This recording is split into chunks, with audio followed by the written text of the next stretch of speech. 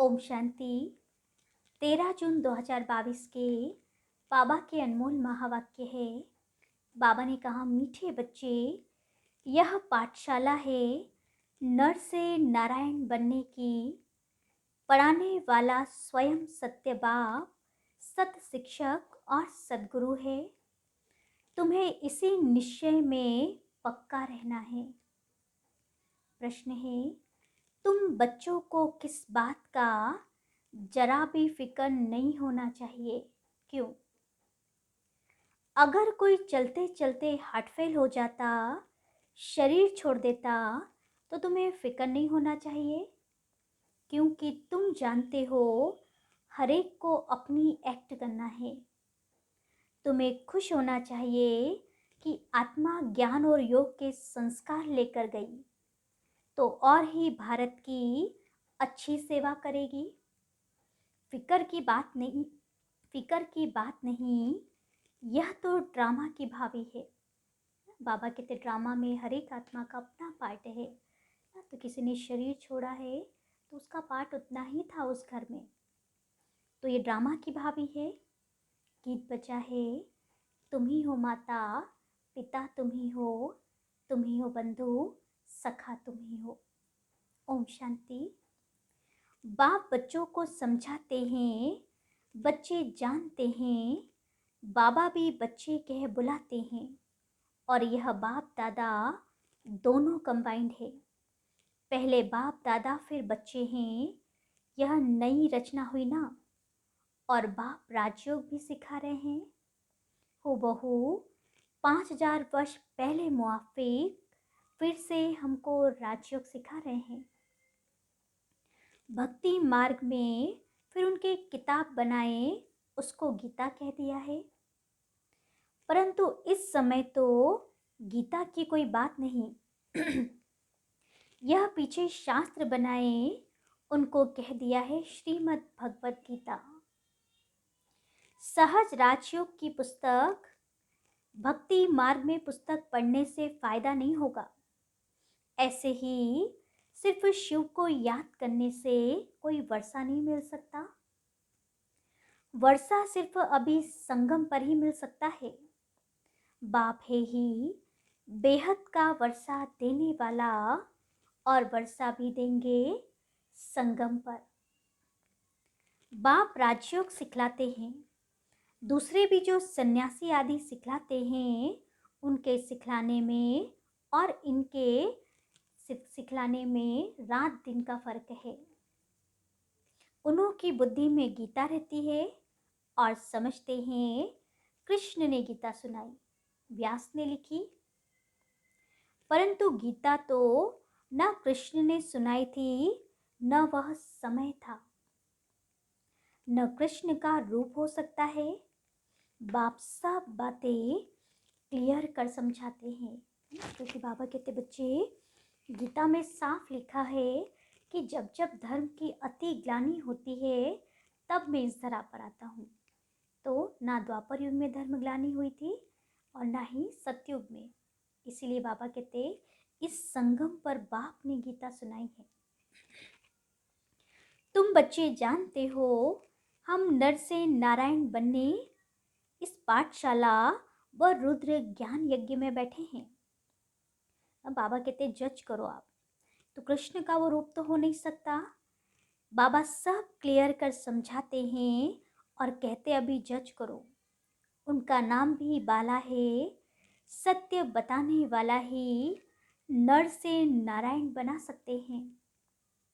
तुम बच्चे जानते हो हम नर से नारायण बनने के लिए इस पाठशाला व रुद्र ज्ञान यज्ञ में बैठे हैं। शिव बाबा अक्षर अच्छा लगता है, बरोबर बाप और दादा जरूर है। इस निश्चय से तुम आए हो। बाप ब्रह्मा द्वारा सभी वेदों शास्त्रों का सार समझाते हैं और समझा रहे हैं। हम तुमको त्रिकालदर्शी बना रहे हैं। ऐसे नहीं कि तुम त्रिलोकी नाथ बनते हो, नहीं, तुम नाथ तो बनते हो सिर्फ एक शिवपुरी के।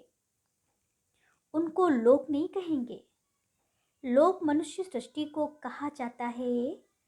मनुष्य लोक चैतन्य लोक, वह है निराकारी लोक। तुमको सिर्फ त्रिलोकी की नॉलेज सुनाते हैं, त्रिलोकी का नाथ नहीं बनाते। तीनों लोकों का ज्ञान मिला है, इसलिए त्रिकालदर्शी कहा जाता है, त्रिलोकदर्शी कहा जाता है। लक्ष्मी नारायण को भी त्रिलोकी नाथ नहीं कहेंगे, विष्णु को भी त्रिलोकी नाथ नहीं कहेंगे। उनको तो तीनों लोकों का ज्ञान ही नहीं। लक्ष्मी नारायण के बचपन में, लक्ष्मी नारायण जो बचपन में राधे कृष्ण हैं, उनको त्रिलोकी का ज्ञान ही नहीं है। तुमको त्रिकालदर्शी बनना है, नॉलेज लेना है। बाकी कृष्ण के लिए कहते हैं त्रिलोकी नाथ था, परंतु नहीं। तीनों लोकों का नाथ तो उनको कहेंगे जो राज्य करे। वह तो सिर्फ वैकुंठ नाथ बनते हैं। सत्युग को वैकुंठ कहा जाता है, त्रेता को वैकुंठ नहीं कहेंगे। इस लोक के भी हम नाथ नहीं बन सकते। बाबा भी सिर्फ ब्रह्म महातत्व का नाथ है। ब्रह्मांड जिसमें हम आत्माएं अंडे मिसल रहते हैं, उनका ही मालिक है। ब्रह्मा विष्णु व शंकर सूक्ष्म वतन में रहने वाले तो हैं, वो वहाँ के नाथ कहेंगे। तुम बनते हो वैकुंठनाथ, वह सूक्ष्म वतन की बात और वह मूल वतन की बात। सिर्फ तुम ही त्रिकालदर्शी बन सकते हो। तुम्हारा तीसरा नेत्र खुला है, दिखाते भी हैं। भ्रकुटी के बीच में तीसरा नेत्र है, इसलिए त्रिनेत्री कहते हैं। बाबा कहते सारे टाइटल हम ब्राह्मणों के हैं। तुम्हारा तीसरा नेत्र खुला है, इसलिए त्रिनेत्री कहते हैं, परंतु यह निशानी देवताओं को देते हैं, क्योंकि तुम्हारी जब कर्मातीत अवस्था हो जाती है, तब तुम त्रिनेत्री बनते हो। वह तो इस समय की बात है। बाकी वह जो वह तो ज्ञान का शंख नहीं बजाते, उन्होंने फिर वह स्थूल शंख लिख दिया है। यह मुख की बात है। बाबा कहते बच्चे तुम मुख से ज्ञान सुनाते हो, अर्थात शंख ध्वनि करते हो। इससे तुम ज्ञान शंख बजाते हो, नॉलेज पढ़ रहे हो। जैसे बड़ी यूनिवर्सिटी में नॉलेज पढ़ते हैं, यह है पतित पावन गॉड फादरली यूनिवर्सिटी। कितनी बड़ी यूनिवर्सिटी के तुम स्टूडेंट हो। साथ साथ तुम यह भी जानते हो कि हमारा बाबा बाबा है, टीचर है, सदगुरु है, सब कुछ है। यह माता पिता हर हालत में सुख देने वाले हैं, इसलिए कहते हैं तुम माता पिता हम बालक तेरे, तुम्हारी कृपा से सुख घनेरे। यह सेक्रिन बहुत मीठा है। देवताओं जैसे मीठे कभी कोई हो न सके। बच्चे जानते हैं भारत बहुत सुखी, एवर हेल्दी, एवर वेल्दी था, बिल्कुल पवित्र था। कहा ही जाता है वाइसलेस भारत। अभी तो नहीं कहेंगे, अभी तो विशस पतित कहेंगे। बाप कितना सहज कर समझा रहे हैं। बाप और वर्षे को जान जाते हैं, बाबा कितना मीठा बनाते हैं। तुम भी फील करते हो, हमको श्रीमत पर पढ़ना और पढ़ाना है, यही धंधा है। बाकी कर्म भोग तो जन्म जन्मांतर का बहुत है ना। समझो कोई बीमार पड़ते हैं, कल हार्ट फेल हो जाता है, तो समझा जाता है ड्रामा की भाभी। दूसरा पार्ट बजाना है, उनको शायद और पार्ट बजाना होगा, इसलिए दुख की बात नहीं रहती। ड्रामा अटल है, उनको दूसरा पार्ट बजाना है। फिक्र की क्या बात है। और ही भारत की अच्छी सेवा करेंगे, क्योंकि संस्कार ही ऐसे ले जाते हैं कोई के कल्याणार्थ। तो खुश होना चाहिए ना। समझाते रहते हैं अम्मा मरे तो भी हलवा खाना। इसमें समझ चाहिए। बाबा कहते अम्मा मरे तो कौन सा हलवा खाना है, ज्ञान का हलवा। इसमें समझ चाहिए। तुम जानते हो हम एक्टर्स हैं, हर एक को अपना एक्ट करना है, ड्रामा में नूंद है। एक शरीर छोड़ दूसरा पार्ट बजाना है। यहाँ से जिन संस्कारों से जाएंगे वहाँ गुप्त भी सर्विस ही करेंगे। आत्मा में संस्कार तो रहते हैं ना। जो सर्विसेबल बच्चे हैं, मुख्य मान भी उनका है। सर्विस करने वाले, भारत का कल्याण करने वाले सिर्फ तुम बच्चे हो। बाकी और सब कल्याण ही करते हैं, पतित बनाते हैं। समझो कोई फर्स्ट क्लास सन्यासी मरता है, वह ऐसे बैठ जाते हैं हम शरीर छोड़ ब्रह्म में जाकर लीन हो जाएंगे। तो वह जाकर कोई का कल्याण कर नहीं सकते, क्योंकि वह कोई कल्याणकारी बाप की संतान थोड़ी है। तुम कल्याणकारी बाप की संतान हो। तुम किसका तुम कल्याणकारी की संतान हो, तुम किसका अकल्याण कर नहीं सकते। तुम तो जाएंगे कल्याणार्थ। यह है पतित दुनिया। बाप का ऑर्डिनेंस निकला है कि अभी यह भोग बल की रचना नहीं चाहिए, यह तमो प्रधान है। आधा कल्प से तुम एक दो को काम कटारी से दुख देते आए हो। यह रावण के 5 भूत है जो तुमको दुख देते हैं। यह तुम्हारे बड़े दुश्मन हैं। बाकी कोई सोनी लंका आदि थी नहीं, ये सब बातें बैठ बनाई हैं। बाप कहते हैं यह तो बेहद की बात है। सारी मनुष्य सृष्टि इस समय रावण की जंजीरों में बंधी हुई है। मैगजीन में भी चित्र अच्छा निकला है। सब रावण के पिंजड़े में पड़े हैं, सब शोक वाटिका में है। अशोक वाटिका नहीं है, अशोका होटल नहीं। यह तो सब शोक की होटलें हैं, बहुत गंद करते हैं। तुम बच्चे जानते हैं स्वच्छ कौन है, गंदे कौन है। अभी तुम फूल बन रहे हो। तुम बच्चे समझते हो आत्मा के रिकॉर्ड में कितना बड़ा पार्ट नूंधा हुआ है। ये बड़ी वंडरफुल बातें हैं। इस छोटी आत्मा में अविनाशी पाठ 84 जन्मों का भरा हुआ है। कहते भी हैं हम पतित तमो प्रधान हैं, अभी है एंड। बाबा कहते अभी तो अंतिम समय चल रहा है। खूने नाहिक खेल है ना, एक बॉम्ब से कितने मर पड़ते हैं। तुम जानते हो अभी पुरानी दुनिया रहनी नहीं है। यह पुराना शरीर पुरानी दुनिया है। हमको नई दुनिया में नया शरीर मिलना है, इसलिए पुरुषार्थ कर रहे हैं श्रीमत पर। जरूर यह सब बच्चे उनके मददगार हैं। श्री श्री की श्रीमत पर हम श्री लक्ष्मी श्री नारायण बनते हैं। वाइस प्रेसिडेंट को प्रेसिडेंट थोड़ी कहेंगे, ये तो हो नहीं सकता। पत्थर बित्तर में भगवान अवतार कैसे लेंगे। उनके लिए गाते हैं यदा यदा ही धर्मस्य ग्लानिर्भवति भारत। जब जब बिल्कुल पतित बन जाते हैं, कलयुग का अंत समीप आ जाता है, तब मुझे आना पड़ता है। अब तुम बच्चे मुझ बाप को याद करो। बाबा पूछते हैं बाबा की याद रहती है। कहते हैं बाबा घड़ी घड़ी भूल जाते हैं। क्यों भूल जाते हो, बाबा कह रहे हैं लौकिक बाप को तो कभी भूलते नहीं है।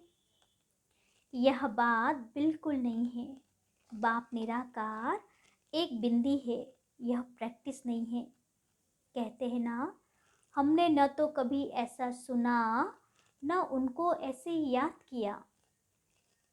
देवताओं को भी यह ज्ञान नहीं रहता, यह ज्ञान प्रायः लोप हो जाता है। उनको स्वदर्शन चक्रधारी भी नहीं कहेंगे, भल कहते हैं विष्णु के दो रूप लक्ष्मी नारायण बनते हैं। प्रवृत्ति मार्ग के लिए दो रूप दिखाते हैं। ब्रह्मा सरस्वती, शंकर पार्वती, लक्ष्मी नारायण, ऊंचे ते ऊंचा है एक, फिर है सेकंड थर्ड। अब बाप कहते हैं बच्चे देह सहित देह के सभी धर्म छोड़ो, अपने को आत्मा समझो। मैं आत्मा बाप का बच्चा हूँ, मैं सन्यासी नहीं हूँ। बाप को याद करो, इस देह के धर्म को भूल जाओ। बड़ा सहज है। अभी बाप के साथ बैठे हो। बाबा ब्रह्मा द्वारा बेड बतलाते हैं, बाप दादा दोनों कंबाइंड है। जैसे दो बच्चे इकट्ठे पैदा होते हैं ना, यह भी दो का पार्ट इकट्ठा चल रहा है। बच्चों को समझाया है अंतमति सो गति। जब शरीर छोड़ते हैं उस समय बुद्धि कहाँ चली गई, तो वहां जाकर जन्म लेना पड़ेगा। अंतकाल पति का मुंह देखती है तो बुद्धि वहां चली जाती है। अंतकाल जो जैसे स्मृति में रहता है उसी समय का बड़ा असर रहता है। अगर उस समय की स्मृति रहे कि कृष्ण जैसा बच्चा बनूं तो बात मत पूछो।